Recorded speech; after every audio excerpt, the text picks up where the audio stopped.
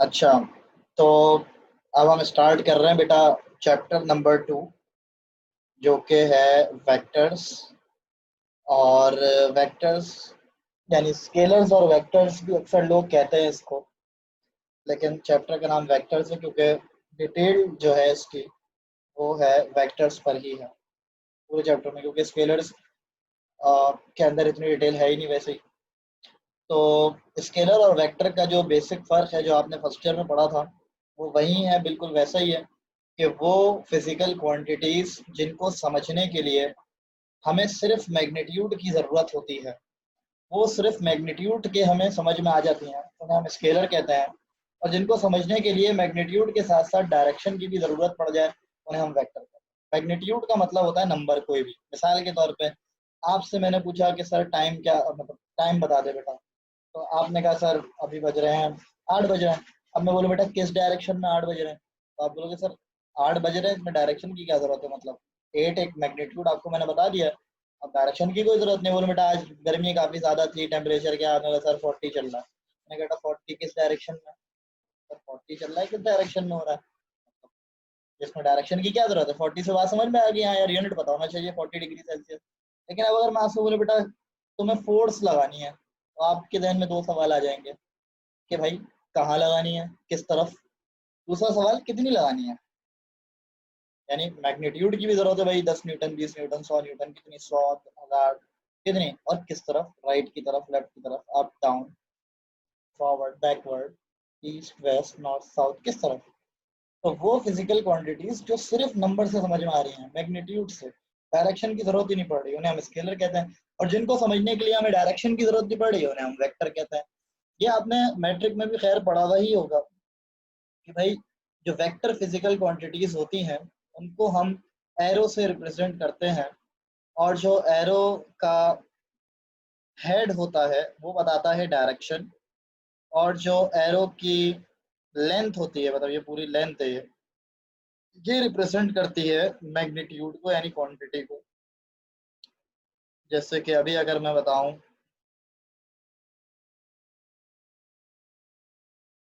कि भाई इसकी जो डायरेक्शन है वो क्या है, आपको पता है कि ये आ गया नॉर्थ, ये आ गया ईस्ट, ये आ गया साउथ, और ये आ गया वेस्ट। तो अभी अगर मैं बोलूँगी जो वेक्टर है इसकी डायरेक्शन क्या होगा, आप बोलेगा नॉर्थ और ईस्ट के दरमियान में। तो अभी अगर आप एक रेफरेंस लाइन बना लो और उस रेफरेंस लाइन को बोलोगे यार अब यहाँ से एंगल मेजर कर लेते हैं, तो एंगल मेजर करने पर आप बता सकते हो कि हाँ भाई ईस्ट से इतना एंगल बना रहा है थीटा, तो ये डायरेक्शन है वेक्टर की, यानी एंगल जो है वो डायरेक्शन को रिप्रेजेंट कर देगा। और हेड मतलब डायरेक्शन तो पता लग जाएगा भाई डायरेक्शन, और जो भी इसकी लेंथ है मैग्नीट्यूड वो पता लग जाएगा। ठीक है, तो इसको हम बोलेंगे लेट सपोज अगर ये है 30 डिग्री, लेट सपोज ये थीटा जो है ये है 30 डिग्री, तो मैं कहूँगा भाई 30 degree from east of north. सही ना भाई, ईस्ट से एंगल बन रहा है, बल्कि north of east, sorry, 30 degree north of east का एंगल है, यानी ईस्ट से एंगल बन रहा है नॉर्थ की तरफ, तो इसको हम पढ़ते हैं नॉर्थ ऑफ ईस्ट। और अगर यही एंगल इस तरह से हम बनाते हैं कि भाई ये रेफरेंस लाइन हम ये बना लेते हैं, और अगर ये 30 है तो ये एंगल जो है ये वाला ये हो जाएगा, ये टोटल 90 है तो ये 60। तो अगर मैं 60 डिग्री को पढ़ूंगा तो 60 डिग्री क्या कहलाएगा भाई, 60 डिग्री कहलाएगा ईस्ट ऑफ नॉर्थ। सही है, तो 30 डिग्री नॉर्थ ऑफ ईस्ट है, और 60 डिग्री जो है वो ईस्ट, सॉरी 60 डिग्री जो है वो ईस्ट ऑफ नॉर्थ हो जाएगा। यानी अगर आप गौर करो तो जिस एंगल की बात हो रही है, तो जहां से एंगल कैलकुलेट किया जा रहा है रेफरेंस, उसका नाम बाद में लेना है, और जिस तरफ जा रहा है उसका नाम पहले। यानी ये एंगल जो 60 डिग्री वाला है ये ईस्ट की तरफ जा रहा है तो ईस्ट ऑफ नॉर्थ पढ़ूंगा, और ये 30 डिग्री वाला ये नॉर्थ की तरफ जा रहा है तो इसको नॉर्थ ऑफ ईस्ट पढ़ूंगा। ठीक है, तो ये बात ध्यान में रखिएगा, एरो की जो लेंथ है वो मैग्नीट्यूड बता रही है, और जो एरो का हेड है वो इसकी डायरेक्शन को रिप्रेजेंट कर रहा है। मैंने कुछ एग्जांपल्स लिख दी हैं वेक्टर फिजिकल क्वांटिटीज की, बाकी चीज़ें मैंने यहाँ लिख दी हैं। तो ये इसकी एक छोटी सी डिटेल थी वेक्टर्स की। और अब इसकी टाइप्स की तरफ मूव करते हैं हम। और टाइप्स जो है वो इसकी 6 टाइप्स बेटा बिल्कुल बेसिक ध्यान में रखिएगा, जिसमें से 4 आपके सामने हैं। और इनमें से सबसे पहली जो टाइप यहाँ लिखी हुई है जो कि है इक्वल वेक्टर। इक्वल वेक्टर को याद रखिएगा बेटा, लेट सपोज ये रहा एक वेक्टर, इसको मैं कह देता हूँ ए, और ये मेरे पास आ गया एक और वेक्टर, ये आ गया बी। अब अगर आप गौर से देखें तो इस ए वेक्टर और बी वेक्टर में कोई भी ऐसी चीज नहीं है जो कि अलग हो। यानी दोनों की जो लेंथ है, दोनों की जो लेंथ है बेटा, वो लेंथ भी दोनों की जो है वो सेम है। अब देखो ये लेंथ, ये दोनों की सेम है, ए की भी सेम है और बी की भी। यानी ए और बी की लेंथ आपस में जो है वो क्या है, सेम है। और इनकी जो डायरेक्शन है एरो हेड, वो भी क्या है, सेम। तो मैं कहूँगा यार ये जो ए और बी वेक्टर्स है ना, ए और बी, इनका मैग्नीट्यूड भी बराबर है और इनकी डायरेक्शन भी सेम है। तो ए इक्वल्स टू बी। देखो बेटा, नॉर्मली जब मैं वेक्टर को रिप्रेजेंट करता हूँ ना, तो उसका एरो बनता है हेड पे। यानी वो एरो ऐसे भी बन सकता है, वो एरो ऐसे भी बन सकता है, जो नॉर्मल एरो होता है। सही है, ये रिप्रेजेंट कर रहा है दोनों वेक्टर फॉर्म को। अब अगर मैं बात करूं कि वेक्टर इसमें सिर्फ इसके मैग्नीट्यूड की, तो अगर मैं बगैर एरो के लिख दूं तो भी मैग्नीट्यूड कहलाएगा, और अगर मैं लिख दूं ऐसे मॉड में तो भी ये कहलाएगा मैग्नीट्यूड ऑफ ए। तो मैंने यहाँ लिख दिया, देखो जैसे मैंने लेक्चर में लिखा हुआ है कि ए और बी वेक्टर्स बराबर हैं। इट मींस कि भाई मैग्नीट्यूड ऑफ ए और मैग्नीट्यूड ऑफ बी, यानी दो वेक्टर्स दोनों का मैग्नीट्यूड सेम हो लेकिन जो डायरेक्शन हो वो सेम ना हो, तो फिर जो है वो इक्वल वेक्टर्स नहीं कराएंगे। यानी और अगर दोनों की डायरेक्शन सेम है और मैग्नीट्यूड सेम नहीं है, तब भी वो इक्वल वेक्टर्स नहीं कराएंगे। दो वेक्टर्स को सेम इक्वल होने के लिए उनके मैग्नीट्यूड और डायरेक्शन दोनों का सेम होना जरूरी है। इसी का एक है पार्ट, ये है नेगेटिव वेक्टर। यानी ये वाला जो मैं अब बता रहा हूँ, ये नेगेटिव वेक्टर जो है, ये नंबर 2 पे जो लिखा है। नेगेटिव वेक्टर के हवाले से याद रखिएगा कि दो वेक्टर्स हैं। एक वेक्टर ये रहा, इसको कह देते हैं लेट्स से ए, और एक वेक्टर आ गया ये, जो कि ये रहा, इसको मैं कह रहा हूं बी।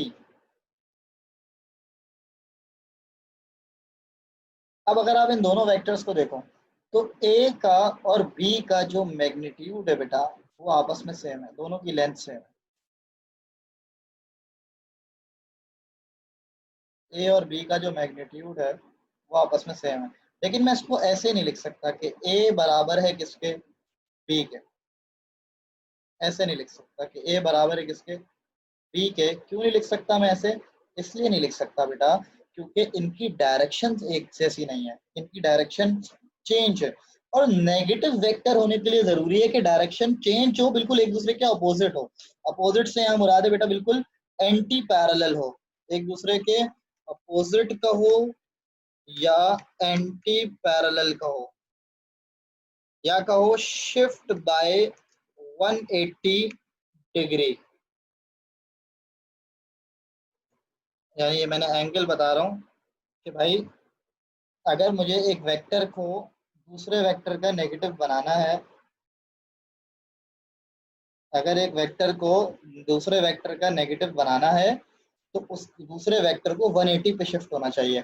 यानी अगर एक वेक्टर नॉर्थ की तरफ है तो दूसरा साउथ की तरफ होना चाहिए, अगर एक ईस्ट की तरफ है तो दूसरा वेस्ट की तरफ होना चाहिए। तो याद रखिएगा कि ये जो वेक्टर्स है ये नेगेटिव होने के लिए जरूरी है कि दोनों एक दूसरे के अपोजिट हो बिल्कुल, दोनों एक दूसरे के अपोजिट है। ये नहीं बोलेंगे कि डायरेक्शन चेंज हो गई।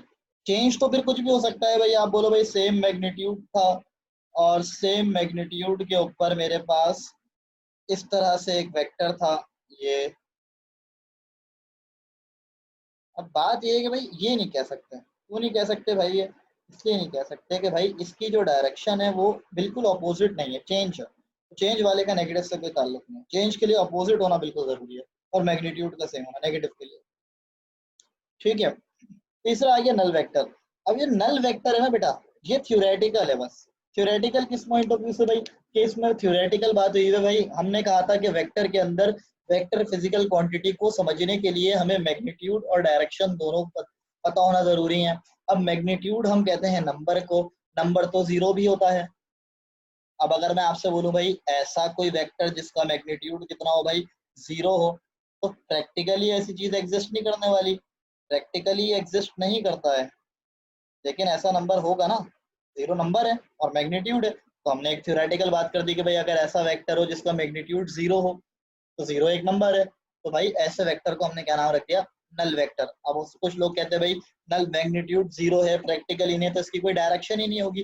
लेकिन अगर ये भंड हो जाएगा अगर आपने बोला इसकी डायरेक्शन नहीं है भाई, क्यों भाई, क्योंकि डायरेक्शन नहीं तो वेक्टर ही नहीं है, क्योंकि वेक्टर के लिए जरूरी है कि मैग्नीट्यूड और डायरेक्शन दोनों। तो आप ये तो नहीं कह सकते कि भाई क्योंकि मैग्नीट्यूड नहीं है तो डायरेक्शन भी नहीं होगी, डायरेक्शन नहीं होगी तो ये वेक्टर ही नहीं रहेगा। तो आप क्या कहोगे भाई, इसकी जो भी डायरेक्शन है प्रैक्टिकली एग्जिस्ट नहीं करता, इसलिए हमें नहीं पता। इसकी आर्बिट्ररी डायरेक्शन है, रेंडम डायरेक्शन है, कुछ भी हो सकता है, हमें नहीं पता। लेकिन तो एक थ्योरेटिकल सी बात है। अब तीसरी टाइप जो है ना, वो तीसरी टाइप जो है वो कहलाता है फ्री वेक्टर। तीसरी नहीं, चौथी बेटा, चौथी टाइप है जो कि फ्री वेक्टर है। फ्री वेक्टर ये है कि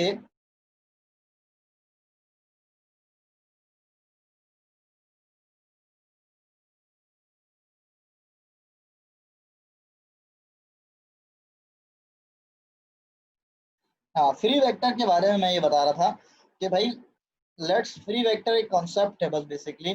और वो कॉन्सेप्ट क्या है कि मेरे पास एक वेक्टर है और वो वेक्टर है ए।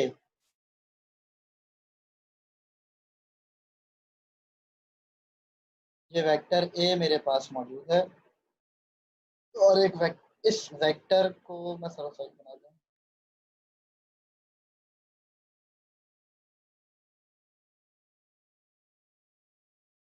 ये वेक्टर आ गया मेरे पास ए।